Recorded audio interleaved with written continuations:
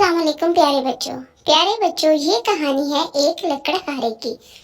एक लकड़हारे के 3 बेटे थे। बड़े वाले दोनों लड़के मजबूत जिस्म के मालिक थे, लेकिन सबसे छोटा इनसे बच्चों थोड़ा सा मुख्तलिफ था। इसे सिवाय आग के सामने बैठकर किताबें पढ़ने के कोई और चीज अच्छी न लगती थी। बच्चों छोटे बेटे का नाम अकमल था। दोनों बड़े भाई इसकी इस आदत पर खूब चिढ़ते थे। ये जो कुछ इसको कहते रहते कि तुम क्या पढ़ रही हो, तुम्हारे पढ़ने का क्या फायदा। तो बच्चों अकमल सिर्फ मुस्कुरा देता और इनकी बात पर कोई तवज्जो न देता था। बच्चों जब लकड़हारा बूढ़ा हो गया और उस पर कर्ज भी भरने लगा, तो उसने एक दिन अपने बच्चों को बुलाया और अपने बड़े बेटे को कहा कि अब तुम लकड़ियां काटा करो, क्योंकि मैं बहुत बूढ़ा हो चुका हूँ। मुझसे अब काम नहीं होता, तुम जंगल चले जाया करो और लकड़ियां काट कर लाया करो, ताकि हमारे घर का खर्च भी चलता रहे और कर्ज भी उतर जाए। बड़ा बेटा बाप की बात मानते हुए घने जंगल में चला गया। अभी इसने दरख्त को काटने के लिए कुल्हाड़ी बुलंद ही की थी, तो एक बड़ा सा साया इसके करीब आया और बड़े ही गुस्से वाली आवाज में बोला, अगर तुमने मेरा दरख्त काटा तो मैं तुम्हें जान से मार दूंगा। बड़ा बेटा जैसे ही मुड़ा तो देखा उसके पीछे बच्चों एक खौफनाक देव खड़ा था। इसने डर के मारे कुल्हाड़ी फेंकी और घर की तरफ दौड़ लगा दी।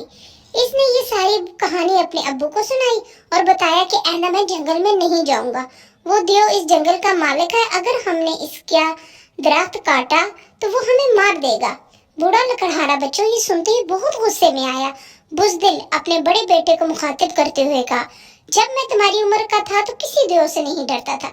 ये कहकर उसने मंझले बेटे को कहा, कल से तुम जंगल में जाओगे। बच्चों जब दूसरा बेटा जंगल में गया, उसने भी कुल्हाड़ी बुलंद की दरख्त काटने के लिए, तो उसके पीछे भी वही देव आया और उसने कहा, अगर तुमने मेरे दरख्त को काटा तो मैं तुम्हें खा जाऊंगा। देव के अपने इतने करीब देखकर इसके बेटे की तो जैसे जान ही निकल गई। वो भी फौरन अपने घर की तरफ भागा। अब तो लकड़हारे का गुस्सा काबू से बाहर था। अब लकड़ियां कौन काटेगा, कौन घर का खर्च चलाएगा और कर्ज कैसे उतरेगा। बच्चों सबसे छोटे बेटे अकमल ने आगे बढ़कर कहा, अब्बू जान आप परेशान ना हो, लकड़ियां मैं काट कर लाऊंगा। दोनों भाई हंसने लगे, लेकिन अकमल ने इनकी कोई परवाह न की। वो देव के बारे में कुछ पढ़ चुका था, वो जानता था कि वो इसको कैसे काबू कर सकता है। तो बच्चों इसने अपनी अम्मी से कहा वो पनीर का एक बड़ा सा टुकड़ा इसके सफरी थैले में डाल दे। फिर इसने वो थैला अपनी कमीज के अंदर छुपाया और जंगल में दाखिल हो गया। जैसे ही अकमल ने कुल्हाड़ी हवा में लहराई, एक बड़ा सा साया इसकी तरफ बढ़ा और गूंजती हुई आवाज में कहा, अगर तुमने मेरे दरख्त को काटा तो मैं तुम्हें जान से मार डालूंगा। अकमल भागा नहीं, बल्कि वो मुड़ा और देव को घूरने लगा। फिर इसने थैले से पनीर का टुकड़ा निकाला और इसे हाथ से मसल कर जरे जरे कर दिया। देव हैरान रह गया, इसने किसी इंसान को आज तक इतना ताकतवर नहीं देखा था। तुमने पत्थर को मसल कर जरे जरे कर दिया?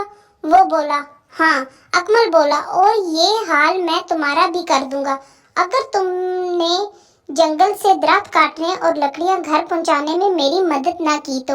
हाँ, मैं तुम्हारी मदद जरूर करूंगा, देव बोला। वो अपना हशर इस पत्थर की तरह नहीं करवाना चाहता था। तो बच्चों दोनों ने काम शुरू कर दिया और एक के बाद कई दरख्त काट दिए, यहाँ तक कि सूरज गुरूब हो गया। अब चलो ये सब उठाकर घर ले जाते हैं, तुमने मेरी मदद करनी है, अकमल ने कहा। लेकिन बच्चों देव अपने दरख्तों को खोना नहीं चाहता था, लिहाजा इसने कहा, मैं बहुत थक गया हूँ, ऐसा करो मेरे साथ मेरे घर चलो, पहले कुछ खा पी लेते हैं फिर चलते हैं। तो बच्चों अकमल ने कहा, ये तो अच्छी बात है, मैं भी बहुत थक चुका हूँ और मुझे भी भूख लग रही है। जब वो देव के घर पहुंचे तो देव बोला, मैं आग जलाता हूँ, तुम शोरबे के लिए पानी लाओ। अकमल घर के पिछले हिस्से की तरफ गया, जहाँ पानी की 2 बहुत बड़ी बड़ी बाल्टियां पड़ी थी। तो बच्चों अकमल समझ गया कि ये तो मुझे आजमाना चाहता है, ये बाल्टियां उठाना तो बहुत मुश्किल काम है।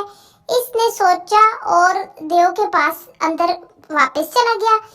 इसने अकमल को कहा कि क्या तुम इतना थोड़ा सा शोरबा बनाओगे, मुझे तो बहुत भूख लग रही है।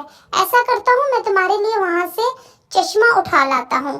अरे दोस्त, دیو گھبرا کر بولا، اسے خوف ہو گیا کہ کہیں اس کے ہاتھ سے وہ چشمہ بھی نہ چلا جائے۔